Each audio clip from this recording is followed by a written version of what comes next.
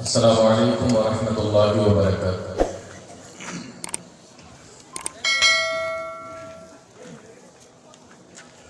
ان الحمد للہ نحمده ونستعینه ونستغفره ونعوذ بالله من شرور انفسنا ومن سیئات اعمالنا، من يهده الله فلا مضل له ومن يضلل فلا هادي له، وأشهد أن لا إله إلا الله وحده لا شريك له، وأشهد أن محمدا عبده ورسوله، يا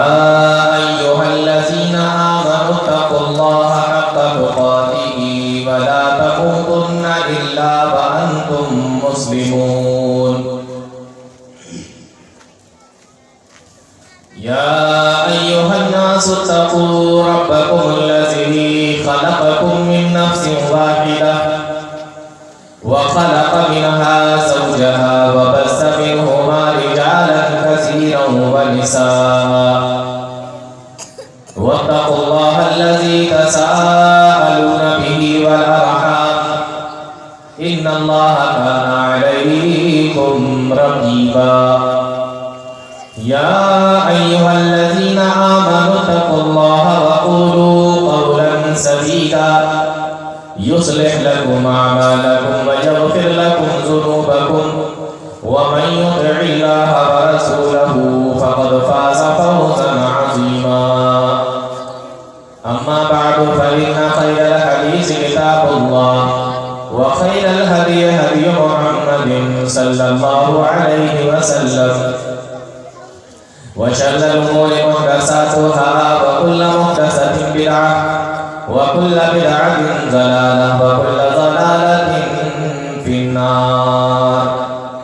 أعوذ بالله السميع العليم من الشيطان الرجيم، بسم الله الرحمن الرحيم.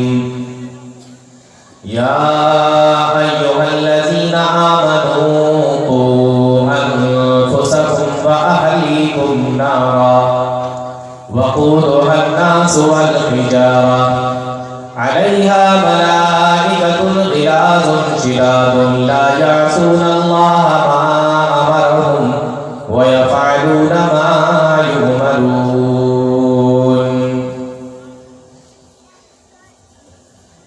جناب صدر محترم، معزز علماء کرام، دور اور پاس سے تشریف لائے محترم سامعین، نوجوان ساتھیوں، پیارے بچوں اور اسلامی ماؤں بہنوں،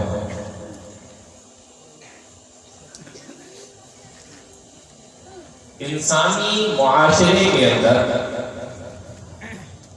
ہمارا یہ جو معاشرہ ہے، ہمارا یہ جو سماج ہے، اس معاشرے کے اندر، اس سماج کے اندر عورت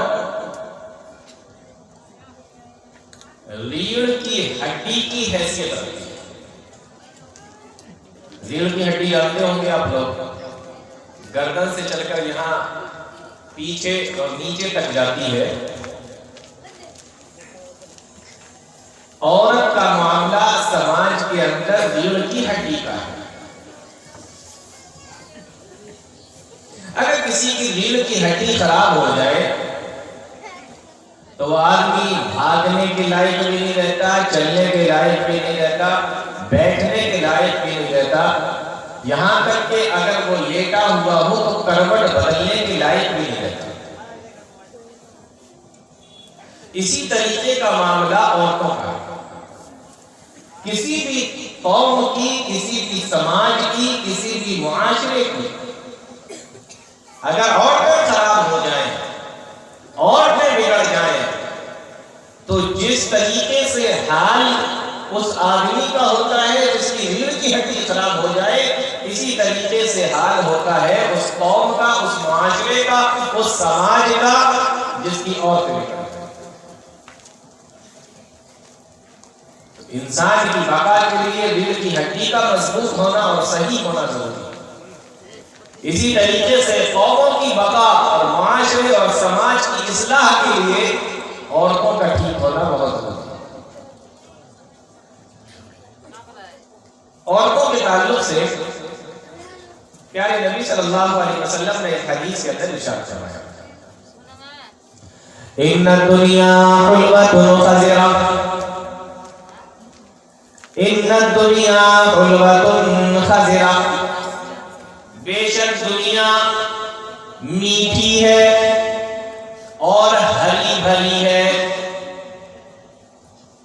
جو چیز میٹھی بھی ہو اور ہری بھری بھی ہو تو وہ دیکھنے میں بھی اچھی لگتی ہے اور کھانے میں بھی اچھی لگتی ہے۔ اس لیے آپ انسان کو دیکھیں نا، دنیا کی طرف کتنی تیزی کے ساتھ میں مائل ہو جاتا ہے۔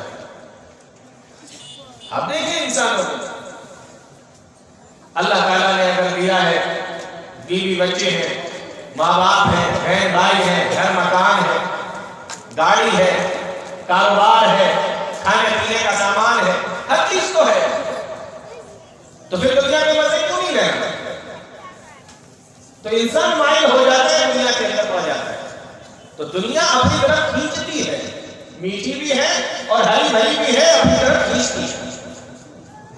پیارے نبی فرماتے ہیں، ان الدنیا حلوۃ خضرہ، بے شک دنیا میٹھی ہے اور ہری بھری ہے، یعنی یہ دیکھنے میں بھی اچھی لگتی ہے اور کھانے میں بھی اچھی لگتی ہے۔ وَإِنَّ اللَّهَ تَعَالَى مُسْتَخْلِفُكُمْ فِيهَا، اور اللہ رب العالمین تمہارے کہنے کے مطابق تمہیں اگر دنیا دے دے، آ جانا رو رہے اللہ کے سامنے بیٹھ کر، یا اللہ میرا فلاں کام نکال دے، میرا فلاں کام ہو جائے، میرا یہ کام ہو جائے، میرا وہ کام بن جائے، رو رہے گڑگڑا رہے اللہ کے سامنے۔ اللہ فرماتا ہے، پیارے نبی نے فرمایا، ان اللہ تعالی مستخلفکم فیہا، اگر اللہ رب العالمین تمہیں تمہارے مانگنے کے مطابق وہ تمام چیزیں عطا کر دے تو آگے پیارے نبی صلی اللہ علیہ وسلم ارشاد فرماتے ہیں، فَيَنْظُرُ كَيْفَ تَعْمَلُونَ، تو اللہ رب العالمین تمہیں جانچے گا، تمہیں دیکھے گا کہ تم کیسے عمل کرتے ہو۔ تم نے اللہ سے رو رو کے مانگا، تم نے اللہ سے گڑگڑا کر مانگا، تم نے مسجدوں کے اندر سجدے میں اللہ سے دعائیں کی ہیں، اب جب اللہ نے تمہارے کہنے کے مطابق تمہیں دے دیا ہے تو کہیں ایسا تو نہیں کہ آپ کا رخ مسجد کی طرف سے پھر گیا ہے، اب آپ مسجد کی طرف نہیں آتے، اب آپ اپنے کاروبار میں لگ گئے ہیں، اب آپ کی دعائیں پوری ہو گئی ہیں، اب آپ اللہ کی طرف مڑ کر نہیں آتے۔ فرمایا فَيَنْظُرُ كَيْفَ تَعْمَلُونَ، اللہ تمہیں جانچے گا، اللہ تمہیں پرکھے گا، اللہ تمہیں دیکھے گا کہ تم کیسے عمل کرتے ہو۔ پتہ کیا چلا؟ پتہ یہ چلا کہ اللہ تعالیٰ کبھی لے کر آزماتا ہے اور کبھی اللہ تعالیٰ دے کر آزماتا ہے۔ اس حدیث کے اندر جو بات کی گئی ہے وہ دے کر آزمانے والی بات کی گئی ہے۔ ان اللہ تعالی مستخلفکم فیہا فینظر کیف تعملون، آگے پیارے نبی فرماتے ہیں، فاتقوا الدنیا، دیکھو اللہ تعالیٰ اگر تمہیں دنیا کے اندر وہ تمام چیزیں عطا فرما دے جو چیزیں تم نے اللہ تعالیٰ سے مانگی ہیں، فاتقوا الدنیا، تو دنیا کے فتنوں سے بچ کے رہنا، کہیں تم دنیا کے ہی نہ ہو جانا، کہیں تم دنیا کو اپنے گلے سے اور سینے سے نہ لگا لینا، کہیں تم اللہ کے دین سے نہ پھر جانا۔ فاتقوا الدنیا، دنیا کے اندر اللہ نے جن چیزوں کو حرام کیا ہے ان کو حرام ہی سمجھنا، جن چیزوں کو اللہ نے حلال کیا ہے ان کو حلال ہی سمجھنا، تم دنیا کو اپنے گلے سے نہ لگا لینا۔ فاتقوا الدنیا، دنیا کے فتنوں سے بچ کے رہنا۔ دیکھنے میں کیا آتا ہے؟ جب پیسہ آتا ہے تو حلال حرام کی تمیز ختم ہو جاتی ہے۔ جب پیسہ آیا، مال و دولت آیا تو حلال حرام کی تمیز ہم نے ختم کر دی۔ فرمایا فاتقوا الدنیا، دنیا کے فتنوں سے بچ کے رہنا۔ اور آگے کا ٹکڑا سنو پیارے نبی فاتقوا النساء، اور عورتوں کے فتنے سے بھی بچے رہنا، دنیا سے بھی بچے رہنا، اور عورتوں کے فتنے سے بھی بچے رہنا۔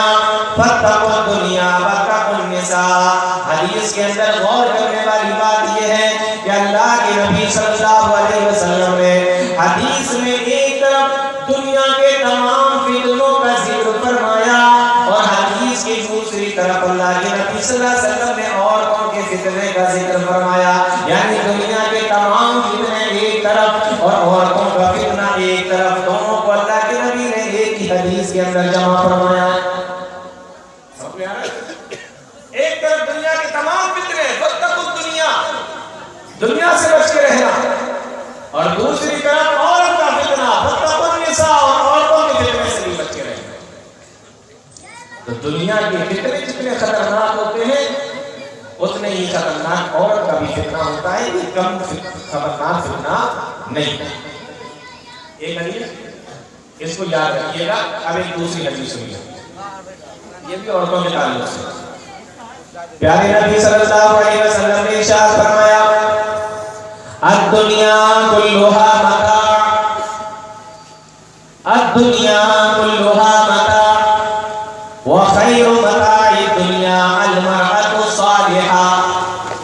دنیا تمام کے تمام، الدنیا کلھا متاع، دنیا تمام کے تمام فائدہ اٹھانے کی چیز ہے، دنیا تمام کے تمام فائدہ اٹھانے کی چیز ہے۔ وخیر متاع الدنیا المرأة الصالحہ، اور دنیا کی تمام چیزوں میں سے جن چیزوں سے تم فائدہ اٹھا سکتے ہو، جو چیزیں تمہارے لیے اللہ نے بنائی ہے، خیر متاع الدنیا، دنیا کی تمام چیزوں میں سب سے بہتر چیز اگر اللہ نے کوئی بنائی ہے تو المرأة الصالحہ، تو نیک عورت کو بنایا ہے۔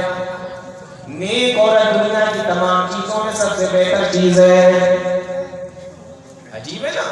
ایک حدیث کے اندر پیارے نبی فرماتے ہیں کہ دنیا کے فتنوں سے بچے رہو اور عورت کے فتنوں سے بچے رہو، اور دوسری حدیث کے اندر اللہ کے نبی فرما رہے ہیں کہ عورت دنیا کی تمام چیزوں میں سب سے بہتر چیز ہے۔ ایک طرف سب سے بڑی فتنہ اور ایک طرف سب سے بڑی بہترین چیز۔ کیا معاملہ ہے دونوں کا؟ معاملہ یہ ہے کہ اگر کوئی عورت نیک ہے، اگر کوئی عورت دیندار ہے، غور سے سن لو مسلمانوں، اگر کوئی عورت نیک ہے، اگر کوئی عورت دیندار ہے، تو دنیا کے اندر اس سے بہتر کوئی چیز نہیں ہے۔ اور اگر کوئی عورت دیندار نہیں ہے، فتنہ و فساد والی ہے، دیندار نہیں ہے، نیک نہیں ہے، تو دنیا کے اندر اس سے زیادہ فتنے والی کوئی چیز نہیں ہے، اس سے زیادہ فتنے والی کوئی دوسری چیز نہیں ہے۔ تو عورت کا دیندار ہونا بہت ضروری ہے۔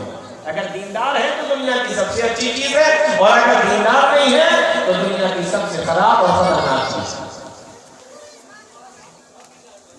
ہمارے یہاں تو نہ مردوں کو شوق ہے نہ عورتوں کو شوق ہے قرآن و حدیث پڑھنے کا، نہ دین سیکھنے کا۔ پیارے نبی صلی اللہ علیہ وسلم کا زمانہ دیکھیں، باقاعدہ عورتیں اللہ کے نبی صلی اللہ علیہ وسلم کے پاس آیا کرتی تھیں، اور آ کر اللہ کے نبی صلی اللہ علیہ وسلم سے دین بھی سیکھتی تھی اور سوال و جواب بھی کرتی تھی، مسئلے بھی پوچھا کرتی تھی۔ ایک مرتبہ عورتوں کا ایک وفد اللہ کے نبی صلی اللہ علیہ وسلم کے پاس آیا اور آ کر کہنے لگی، اللہ کے نبی، قرآن کریم کے اندر اللہ تعالیٰ زیادہ تر مردوں کے تعلق سے بیان فرماتا ہے، زیادہ تر مردوں کو مخاطب فرماتا ہے، زیادہ تر مردوں کو مخاطب کیا جاتا ہے، ہم عورتوں کو مخاطب نہیں کرتا، ہم عورتوں کے بارے میں بیان نہیں کرتا۔ حالانکہ یہ بات صحیح نہیں۔ اگر مردوں سے کہا جا رہا ہے کہ نماز پڑھو تو اس میں عورتیں بھی داخل ہیں، جن چیزوں کا حکم مردوں کو دیا جا رہا ہے اس کے اندر عورتیں بھی داخل ہوتی ہیں، الا یہ کہ عورتوں کے مسائل اس میں الگ ہیں، ورنہ مردوں سے کہہ دیا جائے تو سمجھ لو عورتوں اس میں داخل ہے۔ اگر یہ کہا جائے کہ روزے رکھو تو اس میں عورتیں بھی شامل ہیں، یہ کہا جائے نماز پڑھو تو اس میں عورتیں بھی شامل ہیں، اگر یہ کہا جائے قرآن پڑھو تو اس میں عورتیں بھی شامل ہیں، اگر یہ کہا جائے صدقہ خیرات کرو تو اس میں عورتیں بھی شامل ہیں۔ تو مرد کو اگر کہا جا رہا ہے تو عورتیں اس کے حکم میں داخل ہوتی ہیں۔ شوق پیدا ہوا کہ ہمارے لیے بھی کچھ اللہ تعالیٰ بیان فرمائے. اللہ رب العالمین نے ان کی اس خواہش کو پورا فرمایا اور اللہ نے قرآن کریم کی آیت کریمہ نازل فرمائی. ان المسلمین والمسلمات والمؤمنین والمؤمنات، بے شک مسلمان مرد اور مسلمان عورتیں، والمؤمنین والمؤمنات، اور مومن مرد اور مومن عورتیں، والقانتین والقانتات، اور فرما بردار مرد اور فرما بردار عورتیں، والصادقین والصادقات، اور سچ بولنے والے مرد سچ بولنے والی عورتیں، والصابرین والصابرات، اور صبر کرنے والے مرد اور صبر کرنے والی عورتیں، والخاشعین والخاشعات، اور اللہ سے ڈرنے والے مرد اور اللہ سے ڈرنے والی عورتیں، والمتصدقین والمتصدقات، اور صدقہ کرنے والے مرد اور صدقہ کرنے والی عورتیں، والصائمین والصائمات، اور روزہ رکھنے والے مرد اور روزہ رکھنے والی عورتیں، والحافظین فروجهم والحافظات، اور اپنے شرمگاہوں کی حفاظت کرنے والے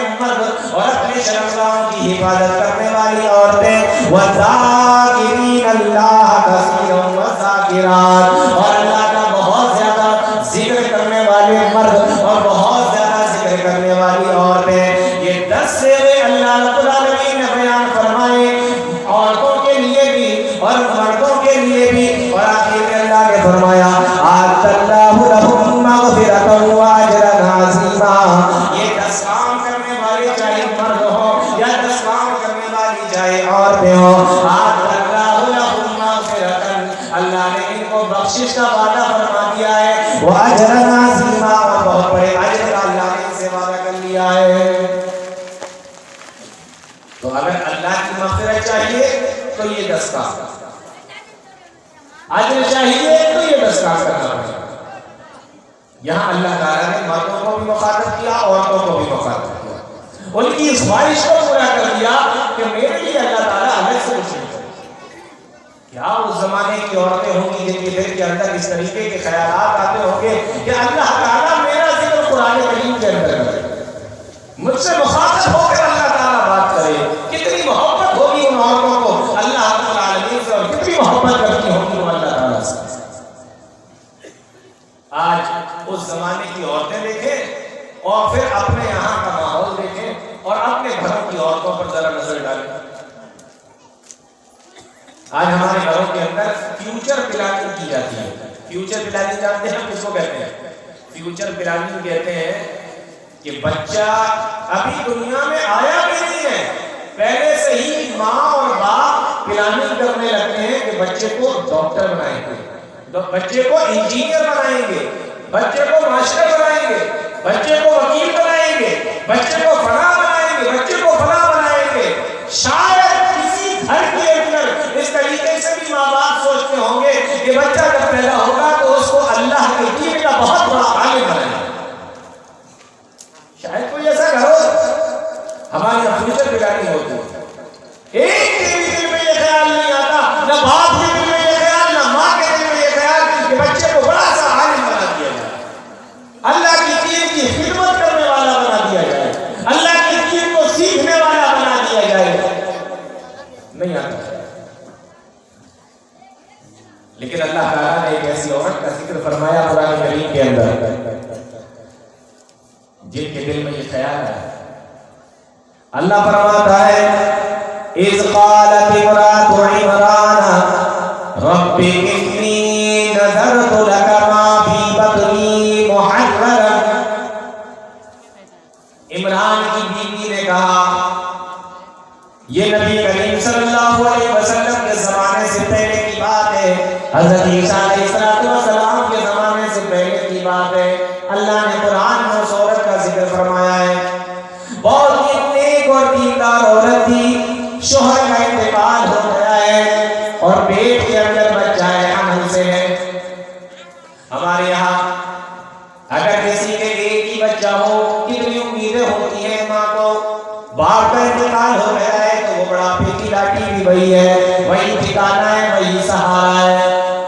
لیکن دیکھو یہ بھی ایک ماں ہے، بچہ بھی پیٹ کے اندر ہے، اللہ تعالیٰ سے کہتی ہے رب انی نذرت لک ما فی بطنی محررا فتقبل منی، اے میرے پروردگار جو کچھ میرے پیٹ کے اندر ہے اے اللہ میں اس کو تیری راہ میں وقف کرتی ہوں، اے اللہ تیرے دین کی خدمت کے لیے اس کو وقف کرتی ہوں، نذرت لک ما فی بطنی محررا فتقبل منی انک انت السمیع العلیم، اے اللہ تو اس کو قبول فرما لے، اے اللہ میں اس کو تیرے لیے وقف کر رہی ہوں، تیرے دین کی خدمت کے لیے وقف کرتی ہوں۔ ذرا سوچ کر دیکھو ایک ایسی عورت جس کے شوہر کا انتقال ہو چکا ہو اور ایک بچہ جو بھی پیٹ میں آگے چل کر وہ اس کا سہارا بھی بنے گا، اس کے بڑھاپے کی لاٹھی بھی بنے گا، لیکن اس کے باوجود اللہ کے دین سے محبت کو اللہ اس کو میں تیرے راستے میں وقف کرتی ہوں، تیرے دین کی خدمت کے لیے وقف کرتی ہوں۔ قرآن کریم بیان کرتا ہے فَلَمَّا وَضَعَتْهَا قَالَتْ رَبِّ إِنِّي وَضَعْتُهَا أُنثَىٰ، جب ان کی بچہ پیدا ہوا اللہ فرماتا ہے وَضَعْتُهَا أُنثَىٰ، وہ تو یہ سمجھ رہی تھی کہ بچہ پیدا ہوگا، لڑکا پیدا ہوگا، وَضَعْتُهَا أُنثَىٰ، لیکن بچی پیدا ہوئی، لڑکی پیدا ہوئی۔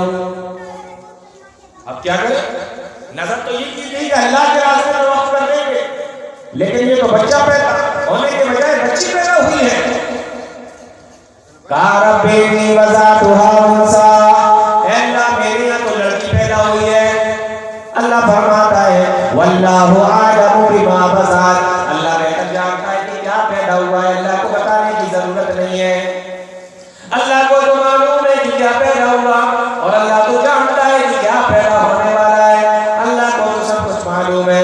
واللہ اعلم بما وضعت، اللہ میں کیا کروں، لیس الذکر کالانثیٰ، مرد اور عورت برابر تو نہیں ہوتے، لڑکا لڑکی ایک جیسے تو نہیں ہوتے، لڑکا ہوگا کہ راستے میں وقف کر دیتے، میں نے تو یہی نظر مانی تھی، لیکن یہ کیا معاملہ ہے؟ فرمایا انی سمیتھا مریم، میں اس کا نام مریم رکھ رہی ہوں، وَإِنِّي أُعِيذُهَا بِكَ وَذُرِّيَّتَهَا مِنَ الشَّيْطَانِ الرَّجِيمِ، اے اللہ اس کو بھی تو شیطان مردود سے اور اس کی اولاد کو بھی شیطان مردود سے بچانا، حفاظت کرنا۔ اللہ نے فرمایا او میری بندی مجھے معلوم ہے تیرے گھر کے اندر کیا پیدا ہوا ہے، لیکن میری بات سن، یہ لڑکی ہے، تو اپنے دل کو چھوٹا نہ کر، تو اس لڑکی کو ہی میرے راستے میں وقف کر دے، میرے دین کے لیے وقف کر دے، میرے دین کی خدمت کے لیے وقف کر دے۔ اللہ لڑکی کو وقف کر دو، ہاں ہاں لڑکی کو وقف کر دے میرے دین کی خدمت کے لیے، فَتَقَبَّلَهَا رَبُّهَا، جس طریقے سے میں لڑکوں کو میں قبول کرتا ہوں، اسی طریقے سے میں لڑکیوں کو بھی قبول کر لوں گا، تو اس لڑکی کو میرے راستے میں وقف کر دے۔ نام کیا رکھا تھا؟ مریم رکھا تھا۔ کس دن رکھا تھا؟ جس دن پیدا ہوئی تھی اسی دن مریم رکھا تھا۔ اسی لیے اس آیت کی تفسیر کرنے والے علماء کرام نے لکھا ہے کہ اگر کوئی آدمی چاہے تو پیدائش کے دن ہی اپنے بچے کا نام رکھ سکتا ہے، جس دن پیدا ہوا اسی دن نام رکھ لیا، جیسے انہوں نے رکھا۔ اب یہ چھوٹی سی ہیں، کون ان کی دیکھ بھال کرے گا؟ باپ نہیں ہے۔ وَكَفَّلَهَا زَكَرِيَّا، حضرت زکریا علیہ السلام جو ان کے خالو تھے، کہا لاؤ مجھے دے دو، میں ان کی خدمت اور میں ان کی کفالت کرنے کے لیے تیار ہوں۔ حضرت زکریا علیہ السلام کی ذمہ داری میں یہ بیت المقدس کے اندر آ گئی، ایک الگ سے ان کو کمرہ دے دیا گیا جس کے اندر یہ رہتی تھی اور اللہ کی عبادت کیا کرتی تھی۔ حضرت زکریا علیہ السلام بیان فرماتے ہیں کلما دخل علیہا زکریا المحراب، جب وہ حضرت مریم علیہ السلام کے پاس میں جاتے تو کیا دیکھتے ہیں کہ وہاں بے موسم کے پھل لگے ہوئے ہیں، وہاں دیکھتے ہیں کہ جو کھانا انہوں نے ان کو لا کر نہیں دیا وہ کھانا وہاں پر موجود ہے، جو پھل انہوں نے ان کو لا کر نہیں دیے وہ پھل بھی وہاں پر موجود ہے۔ فرمایا اے مریم، قال یا مریم انا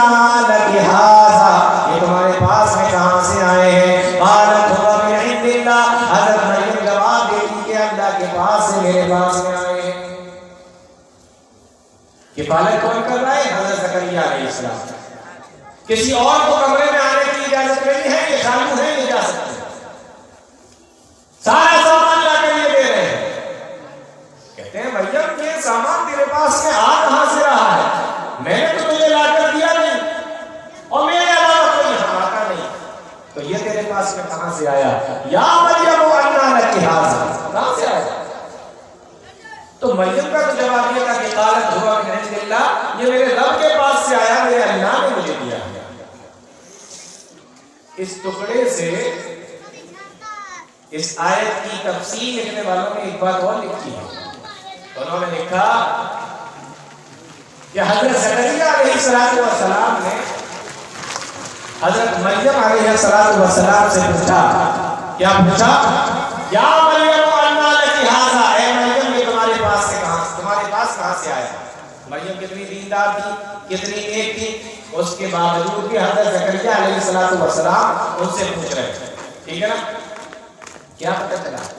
پتہ یہ چلا اس آیت کے ذریعے سے کہ ماں باپ اور بچے کی دیکھ بھال کرنے والے گارجین یا بڑے بھائی یا جو بھی لوگ ہوں، ان کے لیے اس ٹکڑے کے اندر نصیحت یہ ہے کہ کبھی بھی اپنے گھر پر اور خاص طور سے بچوں اور بچیوں کے پاس اگر کوئی ایسی چیز دیکھے جو ماں باپ نے لا کر نہیں دی ہے، گھر والوں نے لا کر نہیں دی ہے، تو سوال کریں کہ یہ تمہارے پاس میں کہاں سے آیا؟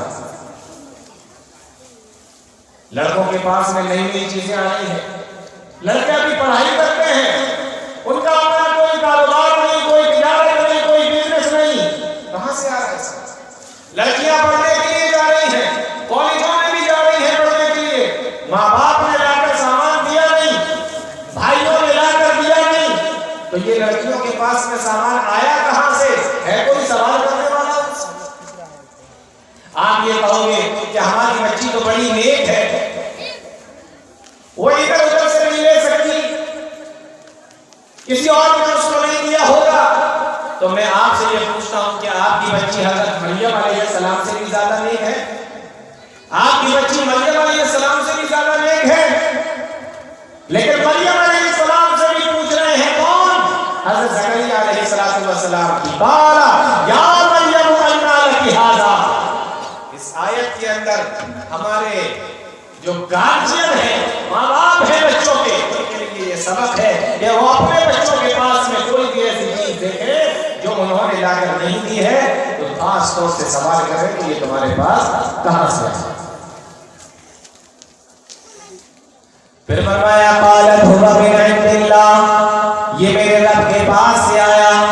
ان اللہ یرزق من یشاء بغیر حساب، اللہ تعالیٰ جس کو بھی چاہتا ہے بغیر حساب کتاب عطا فرماتا ہے. اللہ تعالیٰ جس کو بھی چاہتا ہے بغیر حساب کتاب کے دے دیتا ہے. جب حضرت زکریا علیہ السلام نے یہ بات سنی، کہا دعا زکریا ربہ، فوراً حضرت زکریا علیہ السلام نے اللہ سے دعا فرمائی، رب هب لی من لدنک ذریۃ طیبہ، اے میرے پروردگار مجھے بھی تو پاکیزہ اولاد عطا فرما دے.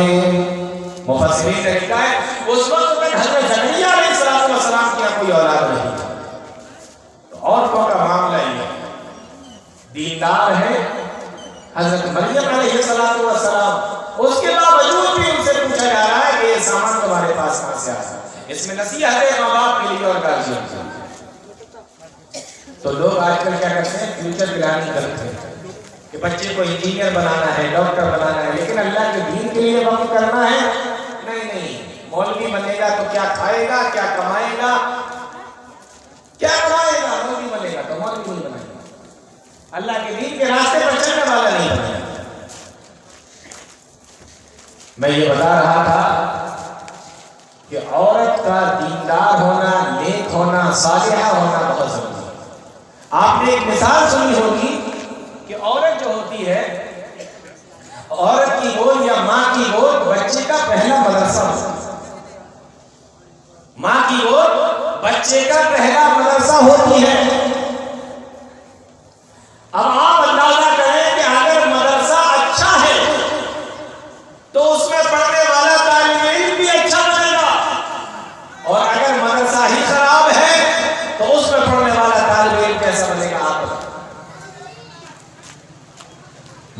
اچھا ہوگا، مدرسہ دیندار ہوگا. یعنی ماں اگر اچھی ہے، ماں نیک ہے، ماں دیندار ہے، تو وہ اپنی اولاد کو بھی نیک بنائے گی، دیندار بنائے گی.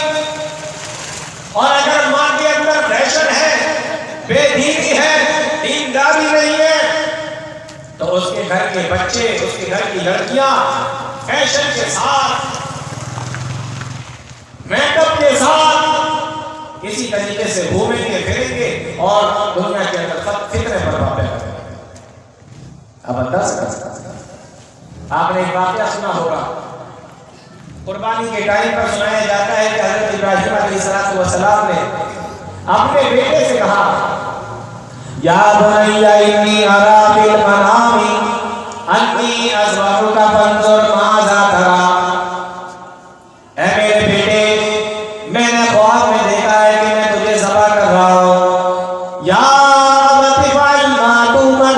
اے میرے بیٹے بتا تیری کیا رائے ہے. بیٹے نے جواب دیا، یا ابت افعل ما تؤمر. اے میرے ابا جان، آپ کو جو حکم دیا گیا ہے آپ کر گزریے. ستجدنی انشاءاللہ من الصابرین. انشاءاللہ آپ مجھے صبر کرنے والوں میں سے پائیں گے. چھوٹا سا بچہ ہے اسماعیل علیہ السلام، اور کیا کر رہے ہیں؟ کہہ رہے ہیں ابا جان، آپ کو جو حکم دیا گیا ہے آپ کر گزریے، آپ مجھے صبر کرنے والوں میں سے پائیں گے. کبھی آپ نے سوچا کہ اتنے سے چھوٹے بچے کو اتنا ادب کہاں سے آیا، یہ تعلیم کہاں سے آئی، یہ صبر کہاں سے آیا کہ بچہ ہے اور باپ کے حکم سے ذبح ہونے کے لیے تیار. کبھی غور کیا آپ نے؟ آپ کا جواب ہوگا نبی تھے اس لیے انہوں نے بھی یہی جواب دے دیا. لیکن میں بتا ہی رہا ہوں کہ ماں کی گود بچے کا پہلا مدرسہ ہوتی ہے. ماں جیسا سکھائے گی بچہ ویسے ہی سیکھے گا، ماں جیسی ہوگی وہی چیزیں بچے کو سکھائے گی. یہ اسماعیل علیہ السلام ہیں، چھوٹے سے بچے ہیں. باپ نے آگے سوال کیا کہ میں نے دیکھا ہے کہ میں تجھے ذبح کر رہا ہوں. اے میرے بیٹے بتا تیری کیا رائے ہے. بیٹا جواب دیتا ہے، یا ابت افعل ما تؤمر. اے میرے ابا جان، آپ کو جو حکم دیا گیا ہے آپ کر گزریے. ستجدنی انشاءاللہ من الصابرین. انشاءاللہ آپ مجھے صبر کرنے والوں میں سے پائیں گے. غور کرنے کی بات ہے، اتنے سے بچے کے اندر یہ صبر کہاں سے آیا؟ اتنا سا بچہ اتنا بڑا صابر کیسے بنا؟ آؤ ذرا اس کی ماں کی طرف دیکھو. ماں کون ہے؟ حضرت حاجرہ علیہ السلام ہے. اللہ تعالیٰ نے حضرت ابراہیم علیہ السلام کو حکم دیا، او ابراہیم اپنے دودھ پیتے بچے اسماعیل کو اور اپنی بیوی حضرت حاجرہ کو لے جاؤ اور ملک شام سے لے جا کر فلسطین سے لے جا کر مکہ کے اندر چھوڑ آؤ. مکہ کی بے آب و گیا میدان کے اندر ان کو چھوڑ کر آؤ. حضرت ابراہیم علیہ السلام لے کر آئے اپنے دودھ پیتے بچے کو اور اپنی بیوی حضرت حاجرہ کو، دونوں کو لے کر آئے اور جہاں پر ابھی خانہ کعبہ بنا ہوا ہے اسی کے پاس میں دونوں کو بٹھا دیا. حدیث کے الفاظ ہیں، صحیح بخاری کی روایت ہے، وَضَعَ عِندَهُمَا جِرَابًا فِيهِ تَمْرٌ وَسَقَىٰ فِيهِ مَاءٌ. حضرت ابراہیم علیہ السلام نے لوگوں کو خانہ کعبہ کے پاس میں بٹھا دیا اور خانہ کعبہ کے پاس میں بٹھانے کے بعد حضرت ابراہیم تھوڑی سی کھجوروں کو لے کر آئے تھے اور پانی کو لے کر آئے تھے. وہ کھجوریں اور پانی کا پیالہ، وہ پانی کا مشروعہ پینے کے حوالے کر دیا. دونوں چیزیں ان کو دے دی اور کہنے کے بعد وہاں سے جانے لگے. مسلمانوں، اب یہاں پر پھر میں آپ کو ایک بات بتا رہا ہوں. حضرت ابراہیم علیہ السلام چاہتے تو ایسے ہی چھوڑ کر چلے جاتے، اللہ کا حکم کر کے چھوڑ کر چلے جاؤ. لیکن وہاں پر کھجوریں دے کر اور پانی دے کر جانے کا کیا مطلب بنتا ہے؟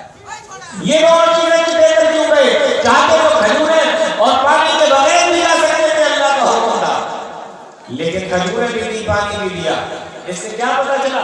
اس سے پتا یہ چلا کہ اگر آدمی کبھی اپنے گھر سے باہر جانے لگے تو بیوی اور بچوں کو ایسے ہی چھوڑ کر نہیں جانا چاہیے، بلکہ ان کے کھانے اور پینے کا انتظام جتنا اس کے پاس میں ہو سکتا ہے اتنا کر کے جانا چاہیے. آج ہمارے یہاں بہت سارے لوگ کیا کہتے ہیں، چلو اللہ کے راستے میں، چلو اللہ کے دین کی طرف، اور آپ ان سے کہو کہ بیوی بچے ان کا کیا کریں؟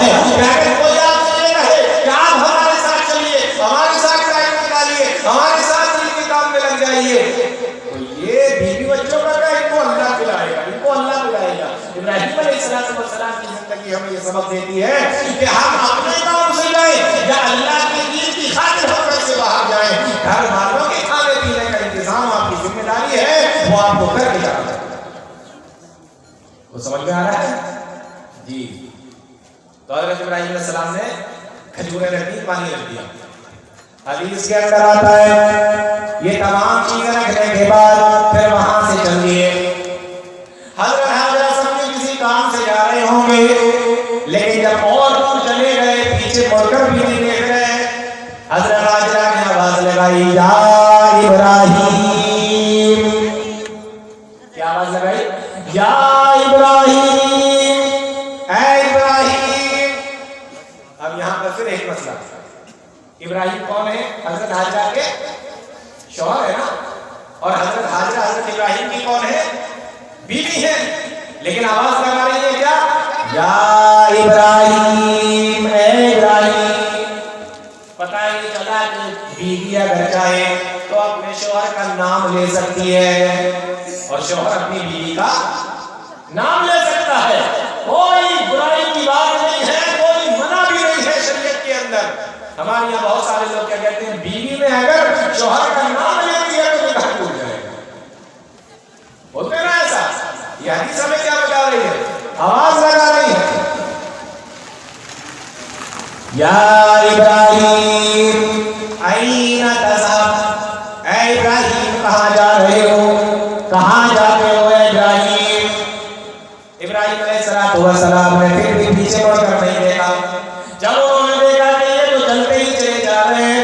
حدیث کے اندر آتا ہے کہ حضرت حاجرہ علیہ السلام دوڑتی ہوئی گئی اور پیچھے سے جا کے ابراہیم علیہ السلام کو پکڑ لیا اور جا کر کہنے لگی اے ابراہیم اتترکنا بهذا الوادی الذی لیس فیہ انس ولا شیء. اے ابراہیم کیا تم مجھے اس باپ و بیا میدان میں اس جنگل میں تم مجھے چھوڑ کے جا رہے ہو؟ یہاں کوئی انسان بھی نہیں ہے، کوئی چرند و پرند نہیں ہے، یہاں تو کسی کا کوئی نام و نشان نہیں ہے، تم اس وادی میں تم مجھے چھوڑ کے جا رہے ہو. حدیث کے اندر آیا وذالک مرارا، بار بار انہوں نے پوچھا ولا یلتفت الیہا، لیکن ابراہیم علیہ السلام نے ایک بار بھی پیچھے مڑ کر نہیں دیکھا. حضرت حاجرہ پریشان ہے کہ میں نے بار بار کہنے کے باوجود بھی ابراہیم ایک بار بھی پیچھے مڑ کر نہیں دیکھ رہے ہیں. اب سمجھ میں آیا اور ابھی سوال کرتی ہے اے ابراہیم اللہ امرک بہذا، کیا اللہ نے تمہیں اس چیز کا حکم دیا ہے؟ اور کہتے ہیں قال نعم، ہاں اللہ کی طرف سے ہے، اللہ نے مجھے اس کا حکم دیا ہے. حضرت ابراہیم علیہ السلام کا جواب سن کر حضرت حاجرہ بیان کرتی ہے اے ابراہیم اگر یہ اللہ کا حکم ہے اور اللہ نے تمہیں اس کا حکم دیا ہے تو جاؤ، اذن لا یضیعنا، پھر ہمارا پروردگار ہمیں برباد نہیں کرے گا، ہمارا پروردگار ہمیں ہلاک نہیں کرے گا، ہمارا پروردگار ہماری حفاظت فرمائے گا. یہ ہے عورتیں اس زمانے کی، یہ ہے ان کا ایمان اللہ رب العالمین کے اوپر. ہمارے تمہارے زمانے کی عورتوں کو ذرا چھوڑ کر جائیے تو دیکھیے تو صحیح. فوراً کہیں گے اچھا اسی لیے لے کے آیا تھا مجھے میرے گھر سے، میرے مائکے سے اسی لیے مجھے لے کر آیا تھا، چھوڑ کر ہی جانا تھا تو لے کر کیوں آیا؟ نکاح کیوں کیا؟ شادی کیوں کی؟ اس زمانے کی عورتیں دیکھیں حضرت حاجرہ علیہ السلام کہتی ہیں آپ کو اللہ کا حکم ہے تو جائیے. صحیح بخاری کی حدیث ہے حضرت ابراہیم علیہ السلام وہاں سے چلے گئے اور جو بھی دعا کرنا کی دعا کی وہاں سے چلے گئے. اللہ اب میرے بیوی بچے تیرے حوالے، دعا کر کے حضرت ابراہیم علیہ السلام وہاں سے چلے گئے. حدیث کے اندر آتا ہے میری ماں بہنوں غور سے سنو، حدیث کے اندر آتا ہے کہ جو کھجورے دے کر گئے تھے وہ کھاتی رہی اور جو پانی دے کر گئے تھے وہ پیتی رہی اور اپنے کو چھوٹے سے دودھ پیتے بچے کو پانی بھی پلاتی رہی، دودھ بھی پلاتی رہی. ایک وقت ایسا آیا کہ کھجوریں بھی ختم ہو گئی، ایک وقت ایسا آیا کہ پانی بھی ختم ہو گیا. اب خود بھی پیاسی ہے، بچہ بھی پیاسا ہے اور خود کی پیاس کو برداشت ہو سکتی ہے، بھوک برداشت ہو سکتی ہے، لیکن بچے کی بھوک و پیاس کو کیسے برداشت کیا جائے؟ تھوڑی دیر انتظار کیا لیکن پھر یہ دیکھا کہ مکہ کی اس گرم چٹیل میدان کے اندر جہاں کوئی نام و نشان کسی بھی چیز کا نہیں ہے، کوئی پانی بھی دور دور تک موجود نہیں ہے. حضرت اسماعیل علیہ السلام پیاس کی وجہ سے اپنی ایڑیوں کو زمین پہ رگڑ رہے ہیں، رو رہے ہیں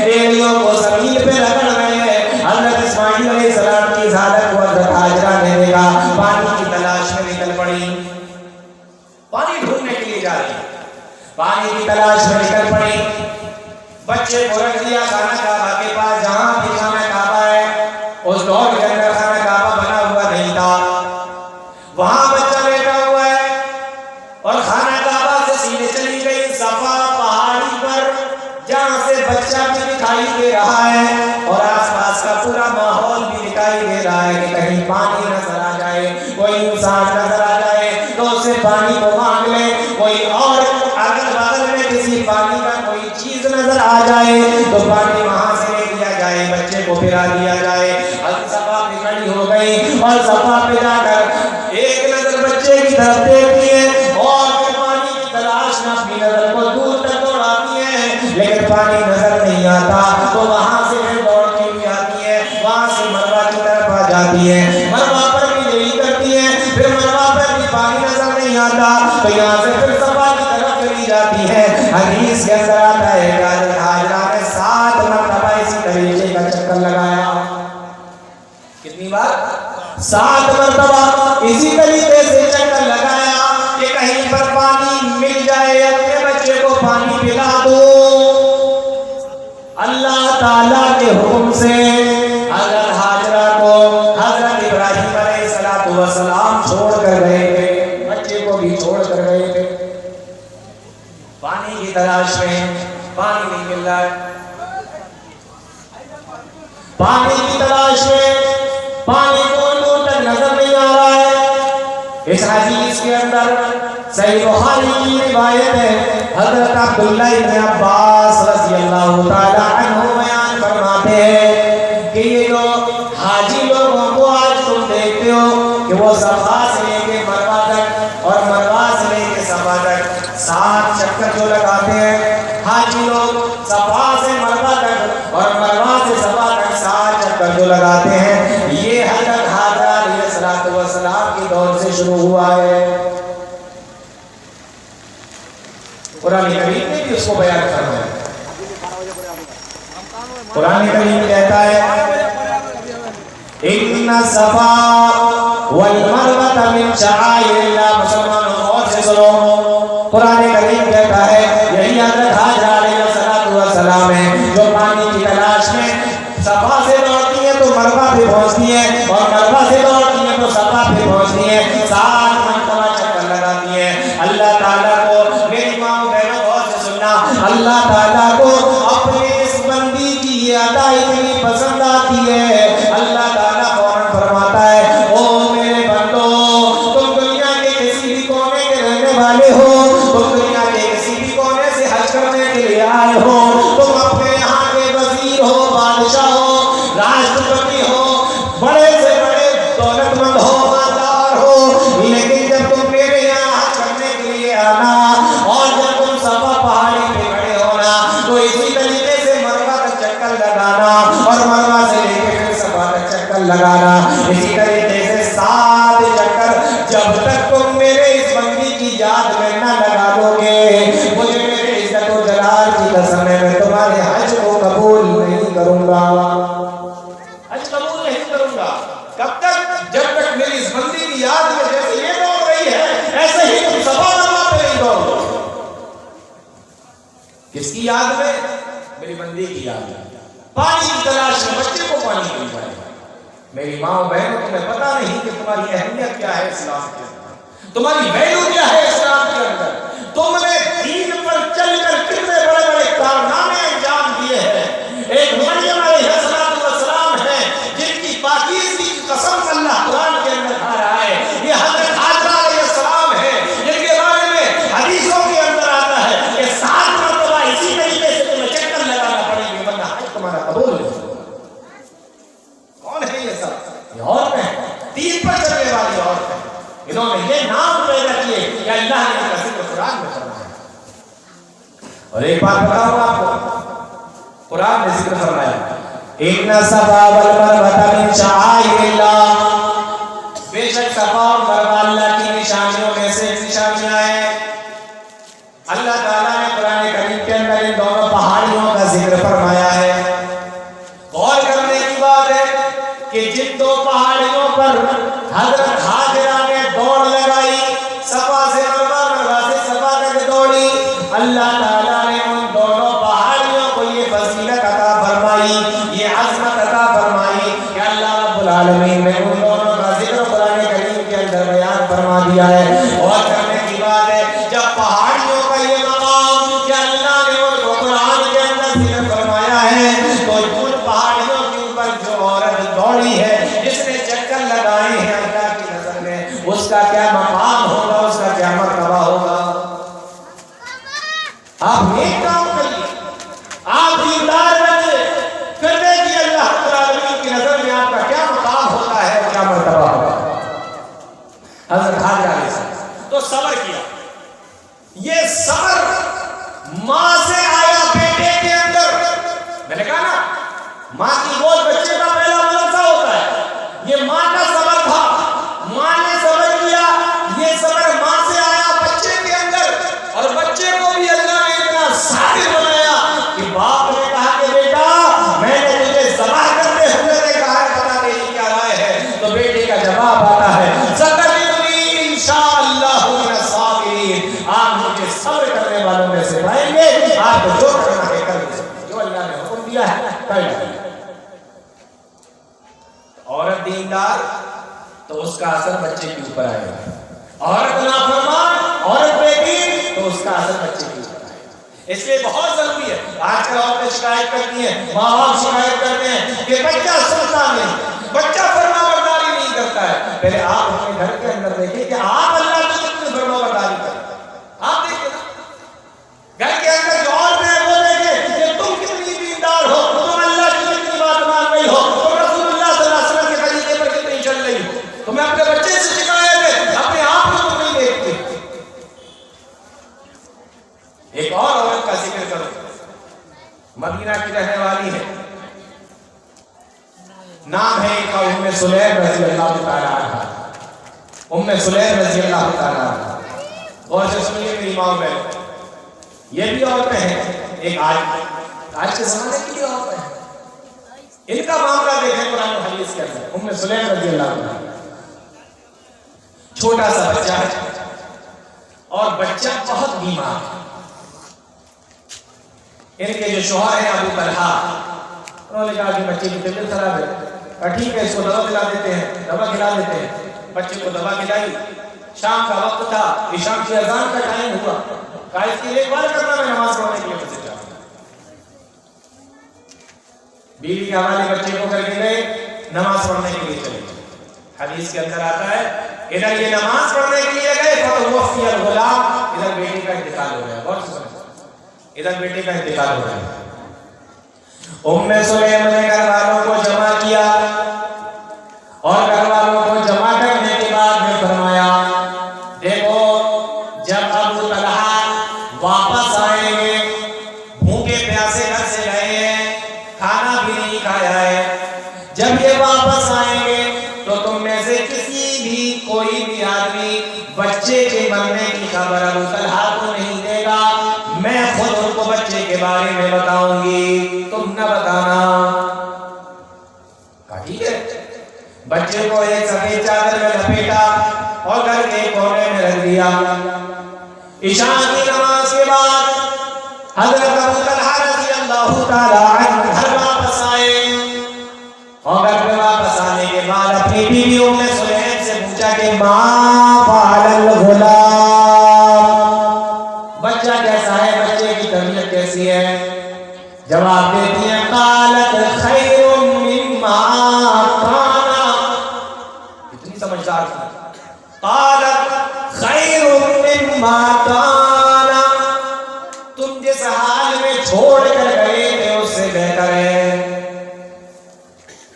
حضرت ابو طلحہ سمجھے بچے نے دوا کھائی تھی، آرام مل گیا ہوگا، بچے نے دوا کھائی تھی، آرام مل گیا ہوگا، کہاں ہے، کہاں سو رہا ہے آرام سے، کہا کہ ٹھیک ہے کھانا دو۔ ام سلیم نے کھانا لگایا، کھانا کھا لیا۔ رات میں دونوں میاں بیوی سوئے، اور رات میں دونوں نے حق زوجیت بھی ادا کیا، دونوں نے آپس میں ملاقات بھی کی۔ صبح جب فجر کی نماز کا ٹائم ہوا، ابو طلحہ اٹھے، غسل کیا، اور غسل کرنے کے بعد نماز فجر پڑھنے کے لیے جانے لگے۔ ام سلیم نے بلایا، کہا ابو طلحہ ادھر آؤ، کہا کیا بات ہے؟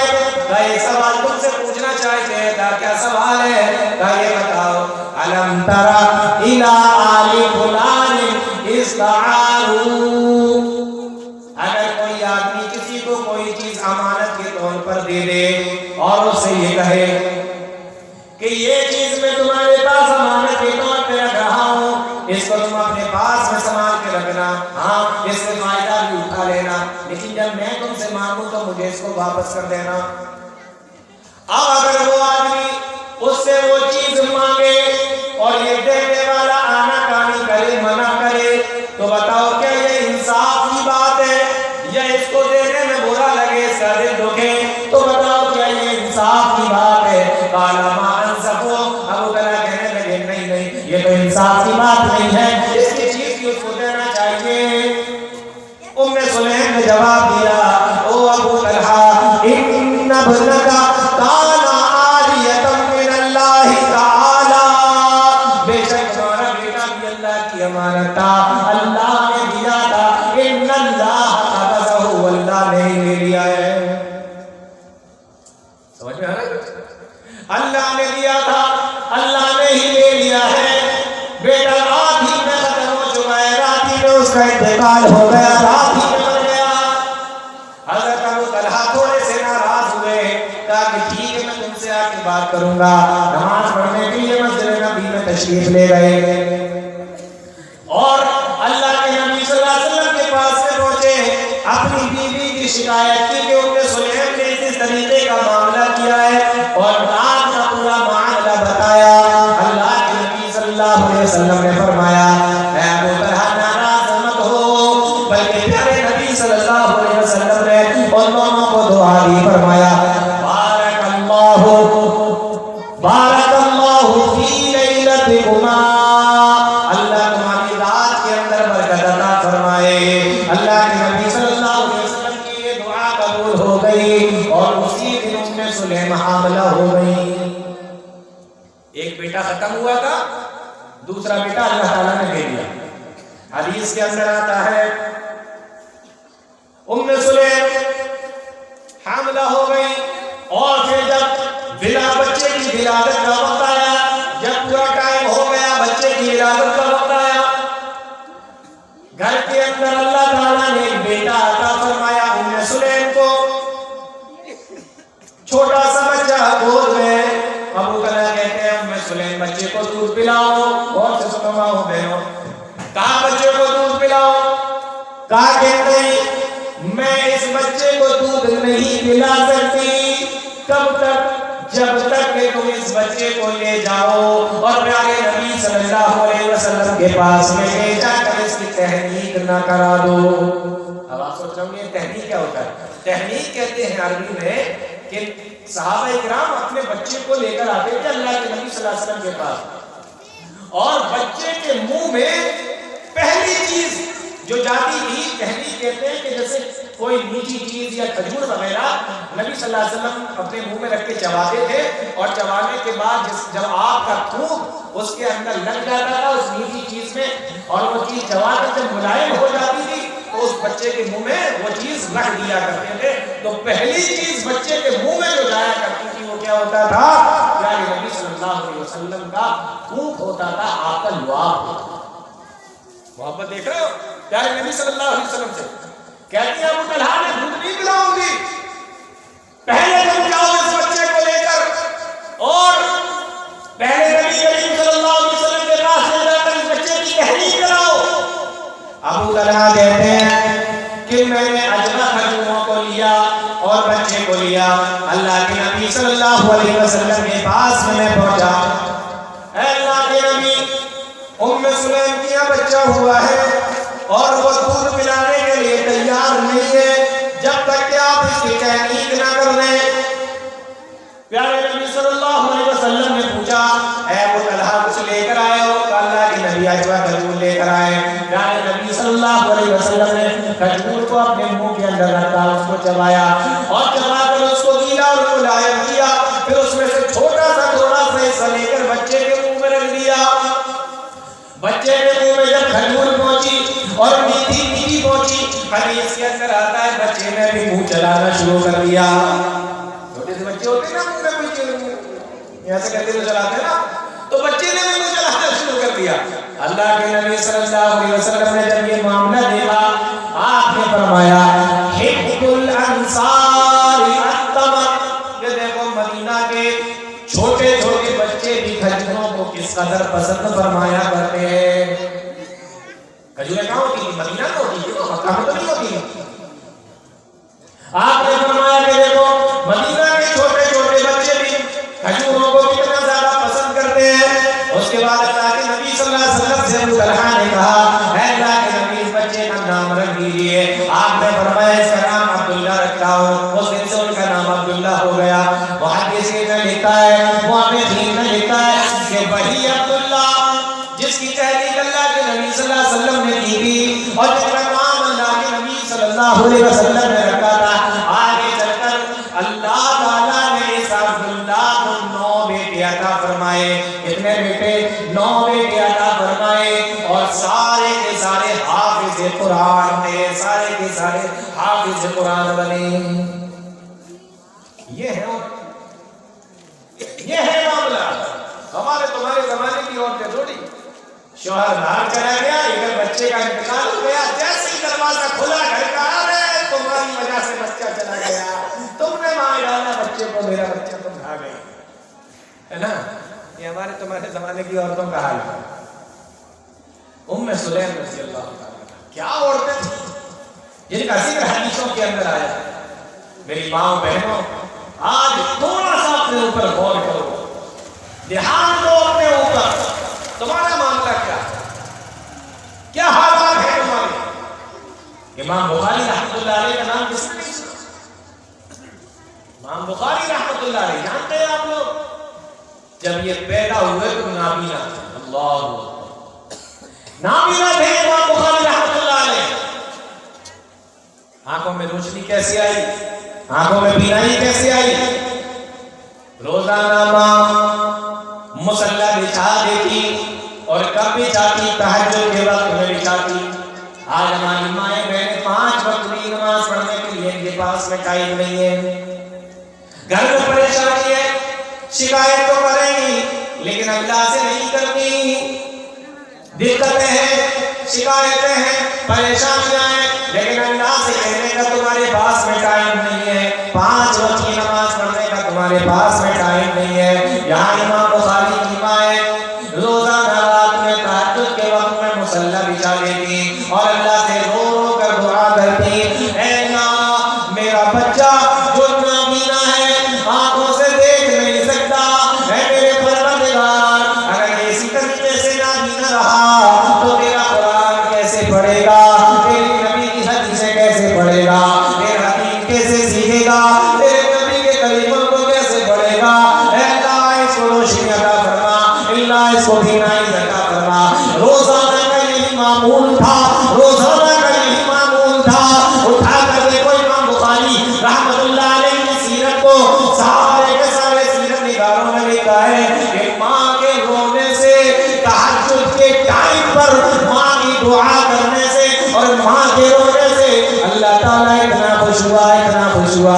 اور حضرت ابراہیم علیہ السلام ان کی ماں کی، امام بخاری کی ماں کے خواب میں آئے اور آ کر کہا کہ اللہ تعالیٰ نے تمہارے بیٹے کی آنکھوں میں روشنی دے دی ہے، بینائی عطا فرما دی ہے. اور صبح اٹھ کر دیکھا تو حضرت امام بخاری کی آنکھوں میں روشنی آ چکی تھی، بینائی آ چکی تھی. یہ ہے ایک ماں کا درجہ اور ایک ماں کی دعا. جب ماں دل سے دعا کرتی ہے تو اس طریقے سے دعا نکلتی ہے. اور جانتے ہیں آپ امام بخاری رحمۃ اللہ علیہ کے بارے میں آتا ہے، یہ وہی امام بخاری ہے کہ جب پیدا ہوئے تو آنکھوں میں روشنی نہیں تھی، ماں نے دعائیں کی، اللہ نے روشنی عطا فرمائی. اور جب آنکھوں میں روشنی آئی، بینائی آئی تو ایسی آئی کہ امام بخاری رحمۃ اللہ علیہ کی ایک کتاب ہے سیرت کے اوپر، پوری کتاب کو انہوں نے چاند کی روشنی میں بیٹھ کر لکھا. پوری کتاب چاند کی روشنی میں بیٹھ کر لکھی. یہ بینائی اللہ تعالیٰ نے عطا فرمائی کس سے؟ ماں کی دعا کرنے سے. میری ماں آج تم کیا کر رہے ہو؟ کون سی زندگی گزار رہے ہو؟ نہ قرآن پڑھنے کا ٹائم، نہ حدیثیں پڑھنے کا ٹائم، نہ نماز پڑھنے کا ٹائم. وہی بچوں میں لگے ہوئے ہیں، گھر کے کام کاج میں لگے ہوئے ہیں.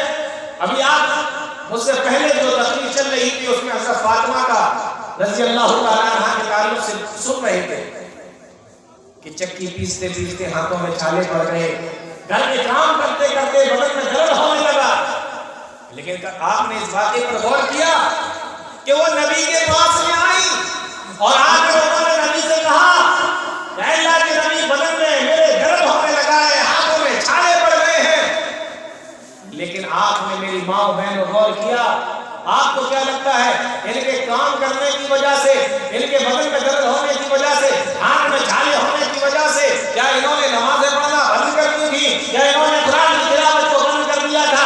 ایک حدیث، ایک روایت، ایک تاریخ کی کتاب اٹھا کر دکھا دو، مجھے ایک واقعہ دکھا دو کہ جس کی وجہ سے انہوں نے کہا ہو کہ میں نے آج گھر کا کام بہت کر لیا ہے، اس لیے آج قرآن نہیں پڑھیں گے، آج نماز نہیں پڑھیں گے، آج روزہ نہیں رکھیں گے۔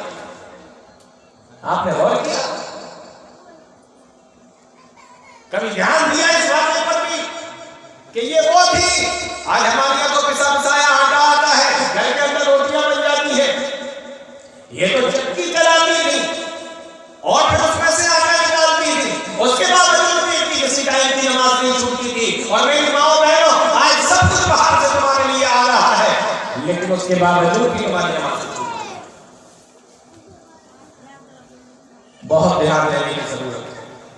میں نے شروع میں آپ کو بتایا تھا کہ عورت اگر بگڑی ہوئی ہے، بے دین ہے، بدین ہے، تو اس سے بڑا فتنہ دنیا کے اندر کوئی نہیں ہے، اور عورت اگر نیک ہے تو اس سے زیادہ قیمتی چیز دنیا کے اندر کوئی نہیں۔ آپ سوچ لو آپ کو کیا بننا ہے؟ آپ کو دنیا کے اندر سب سے بڑا فتنہ بننا ہے یا دنیا کے اندر سب سے قیمتی چیز بننا ہے؟ عبد القادر جیلانی بغدادی کا نام سنا ہوگا۔ عبد القادر جیلانی بغدادی رحمۃ اللہ علیہ، یہ وہ ہیں جا رہے ہیں، چھوٹے سے ہیں، بچے ہیں، اور کہاں جا رہے ہیں؟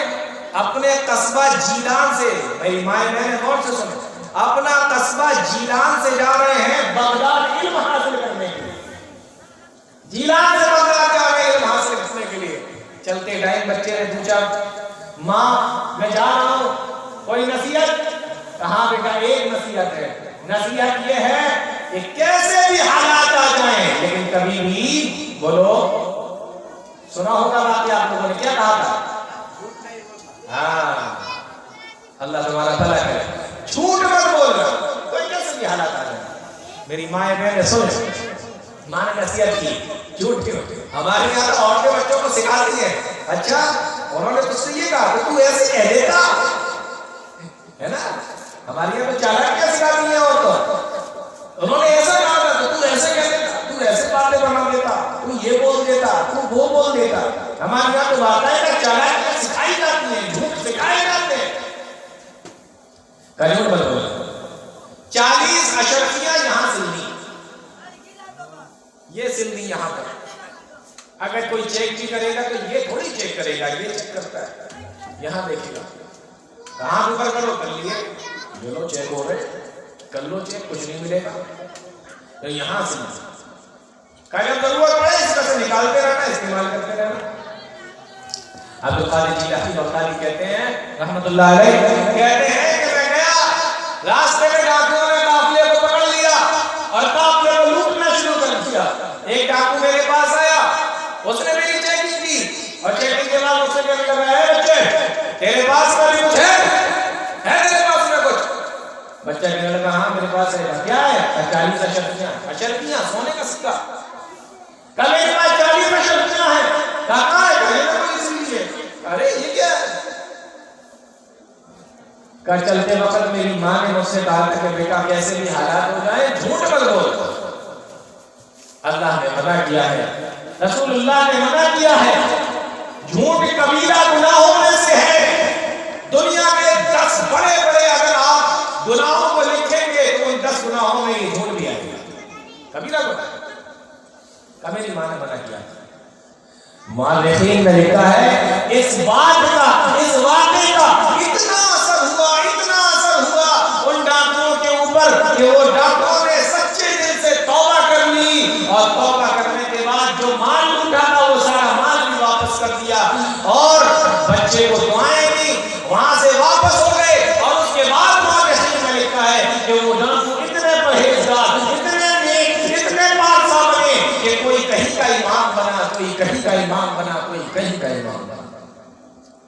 یہ کس کا نتیجہ ہے؟ یہ ماں کا نتیجہ ہے، یہ عورت کی دینداری کا نتیجہ ہے۔ میرے بھائیو، آج ہماری عورتوں میں نہ دین ہے، نہ قرآن ہے، نہ حدیث ہے، نہ نمازیں ہیں، نہ روزے ہیں، نہ صدقہ ہے، نہ خیرات ہے تو فیشن، گھومنا پھرنا ہے، ادھر سے ادھر دوڑنا ہے۔ میرے بھائیو، اللہ کے نبی صلی اللہ علیہ وسلم کی حدیث آپ کو سناتا ہوں۔ مائیں بہنیں اپنے حالات کو دیکھیں اور اس حدیث کے اوپر غور کریں۔ حضرت عبداللہ ابن عباس رضی اللہ تعالیٰ عنہ بیان فرماتے ہیں، اپنے شاگرد سے کہنے لگے، شاگرد کا نام ہے عطا ابن ابی رباح، کہنے لگے الا اریک امرأة من اہل الجنہ، اے میرے شاگرد، اے عطا بن ابی رباح، کیا میں تمہیں جنتی عورت نہ دکھاؤں؟ میری مائیں بہنیں غور سے سن لیں، پیارے نبی صلی اللہ علیہ وسلم کے یہ صحابی کہہ رہے ہیں الا اریک امرأة من اہل الجنہ، اے میرے شاگرد، کیا میں تمہیں جنتی عورت نہ دکھا دوں؟ عطا ابن ابی رباح کہتے ہیں کیوں نہیں، بالکل دکھائی گئی جنتی عورت۔ حضرت عبداللہ بن عباس رضی اللہ تعالیٰ عنہ نے فرمایا هذه المرأة السوداء، یہ دیکھو جو کالی کلوٹی عورت جا رہی ہے، یہ جو کالی کلوٹی عورت جا رہی ہے، یہ جنتی عورت ہے۔ عطا بن ابی رباح کہتے ہیں کہ جب میں نے غور سے دیکھا، بوڑھی سی عورت ہے، دبلی سی عورت ہے، کالی سی عورت ہے، زمین پہ لاٹھی ٹیک کے چلی جا رہی ہے۔ میں نے کہا عبداللہ بن عباس سے کہ یہ کالی سی عورت جنتی عورت ہے، کہا یہ جنتی عورت ہے۔ فرمایا کیسے؟ جواب دیا اتت النبی صلی اللہ علیہ وسلم، ایک مرتبہ اللہ کے نبی صلی اللہ علیہ وسلم کے پاس میں آئی اور آ کر کہنے لگے اے اللہ کے نبی انی اسرع و انی اتکشف، اے اللہ کے نبی مجھے ایک بیماری ہے، مجھے چکر آتے ہیں، میں بے ہوش ہو کے زمین پہ گر جاتی ہوں۔ اے اللہ کے نبی جب میں بے ہوش ہو کے زمین پہ گرتی ہوں تو میرا کپڑا بھی کھل جاتا ہے۔ آدمی جب بے ہوش ہو کے زمین پہ گرے گا تو اس کو پتا رہے گا کہ وہ کدھر پڑا ہے، کدھر گرا ہے؟ نہیں معلوم ہوگا نا، کہا مجھے بھی نہیں پتا چلتا اللہ کے نبی۔ فَادْعُ اللَّهَ لِي، تو آپ اللہ سے میرے لیے دعا کر دیجئے، اللہ تعالیٰ میری اس بیماری کو دور فرما دے، اللہ تعالیٰ مجھے صحیح کر دے، یہ مجھے جو چکر آتے ہیں، یہ مجھے جو غشی آتی ہے، یہ جو میں بے ہوش ہو کے زمین پہ گر جاتی ہوں، آپ اللہ سے دعا کر دیجئے کہ میں بالکل ٹھیک ہو جاؤں۔ پیارے نبی کا جواب سنو میری ماں و بہنوں، اللہ کے نبی صلی اللہ علیہ وسلم نے ارشاد فرمایا اے عورت، ان شئت صبرت ولک الجنہ و ان شئت دعوت اللہ ان یعافیک، اگر تو چاہے تو صبر کر لے اس بیماری کے اوپر، اللہ تجھے اس کے بدلے میں جنت عطا فرمائے گا، اور اگر تو چاہے تو میں ابھی تیرے لیے دعا کر دیتا ہوں، تو بالکل ٹھیک ہو جائے گی۔ عورت نے جواب دیا، کہا قالت اصبر، اللہ کے نبی میں صبر کروں گی، میں صبر کرنے کے لیے تیار ہوں۔ پیارے نبی صلی اللہ علیہ وسلم سے کہنے لگی میں صبر کرنے کے لیے تیار ہوں، میں صبر کروں گی۔ اللہ کے نبی لیکن اتنا ضرور کیجئے کہ جب میں بے ہوش ہو کر زمین پر گروں تو میرا کپڑا جو ادھر ادھر ہٹ جاتا ہے، یہ کپڑا میرا ادھر ادھر نہ ہٹا کرے۔ میں یہ نہیں چاہتی کہ میں بے ہوش ہو کے زمین پہ گروں اور میرے بدن کا کوئی بھی حصہ کسی دوسرے آدمی کو نظر آ جائے، کسی کو نظر آ جائے۔ اللہ کے نبی میں اس بیماری پہ تو صبر کر لوں گی، بدلے میں مجھے جنت مل جائے گی، لیکن جب میں بے ہوش ہو کر زمین پر گرا کروں تو میرا کپڑا نہ ہٹا کرے، بے پردے کی نہ ہوا کرے، میرے لیے دعا کر دیجئے۔ اللہ کے نبی صلی اللہ علیہ وسلم نے اس عورت کے لیے دعا فرمائی، کہا دیکھ لو زمین پر اگر تمہیں جنتی عورت چاہیے تو اس کو دیکھ لو۔ میری ماں بہنوں، ہمارے اور آپ کے لیے اس میں نصیحت یہ ہے، ایک وہ عورت ہے کہ بے ہوش ہو کر جب زمین پر گرے، جب اس کو خود اپنا ہوش نہ رہے، ایسی حالت میں بھی وہ یہ چاہتی ہے کہ کسی غیر محرم کی نظر اس پر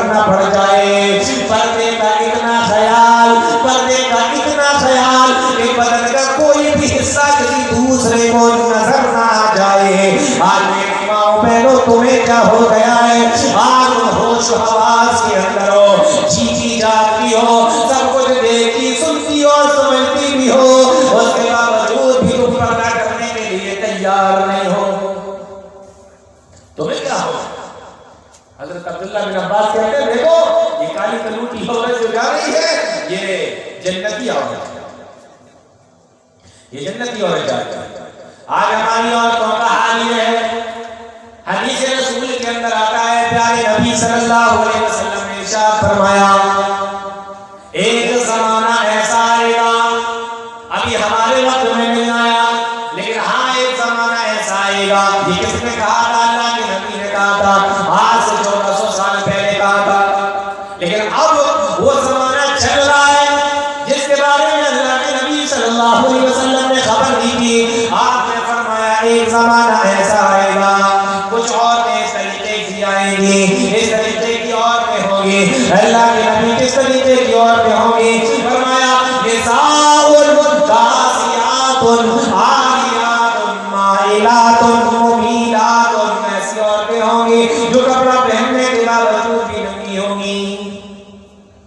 حدیث کی تشریح، حدیث کی شرح بہت مرتبہ آپ لوگوں نے سنی ہوگی، میں صرف آپ کو بتا رہا ہوں کہ یہ وہی زمانہ چل رہا ہے، وہی دور چل رہا ہے۔ میری ماں و بہنوں، تم اس حدیث کے مصداق مت بنو، کپڑا پہننے کے باوجود بھی ننگی ہوں گی، لوگوں کو اپنی طرف مائل کرنے والی ہوں گی اور خود بھی دوسروں کی طرف مائل ہونے والی ہوں گی۔ پیارے نبی نے فرمایا اے عورتیں سن لو، اللہ کے نبی صلی اللہ علیہ وسلم نے فرمایا لا يدخلن الجنت، ایسی عورت جنت کے اندر داخل نہیں ہوگی، ولا يجدن ريحها، اور جنت میں جانا تو بہت بڑی بات ہے، بہت دور کی بات ہے، جنت کی خوشبو بھی نہیں سونگے گی، جنت کی خوشبو جو اتنی اور اتنی مدت سے آتی ہے، ایک روایت کے اندر آتا ہے کہ 500 سال کی مسافت سے آتی ہے، وہ خوشبو تک عورت کو نہیں لگے گی، کس کو؟ جو بے پردہ ہو کر اپنے گھر سے نکلی۔ پردہ اتنا ضروری ہے، پردے کا خیال رکھنا اتنا ضروری ہے، بے پردہ ہو کر اگر گھر سے نکلے گی تو جنت کی خوشبو نہیں۔ اس لیے اللہ تعالیٰ نے قرآن کریم کے اندر فرمایا وَقَرْنَ فِي بُيُوتِكُنَّ وَلَا تَبَرَّجْنَ تَبَرُّجَ الْجَاهِلِيَّةِ الْأُولَىٰ، اپنے گھروں کے اندر رہا کرو، وَلَا تَبَرَّجْنَ تَبَرُّجَ الْجَاهِلِيَّةِ الْأُولَىٰ، اور اس طریقے سے زمانے جاہلیت کے اندر اسلام آنے سے پہلے، محمد رسول اللہ صلی اللہ علیہ وسلم کے آنے سے پہلے اس طریقے سے عورتیں بناؤ سنگار کر کے، بناؤ سنگار کر کے، بن کر سج کر، بناوٹ اور سجاوٹ کے ساتھ اپنے گھر سے باہر نکلا کرتی تھی، اپنے زیب و زینت کو دکھاتی ہوئی نکلا کرتی تھی۔ اللہ کا قرآن کہتا ہے وَلَا تَبَرَّجْنَ تَبَرُّجَ الْجَاهِلِيَّةِ الْأُولَىٰ، اس طریقے سے اپنے گھر سے باہر نہ نکلا کرو، یہ تو جاہلیت کا زمانہ تھا، یہ تو اسلام سے پہلے کا زمانہ تھا، اب تو اسلام آ چکا ہے، جاہلیت کا زمانہ چلا گیا ہے، اب تو اسلام نے تمہیں آ کر پڑھنے کا حکم دے دیا ہے، اب تو اسلام نے تمہیں آ کر قرآن و حدیث دے دیا ہے،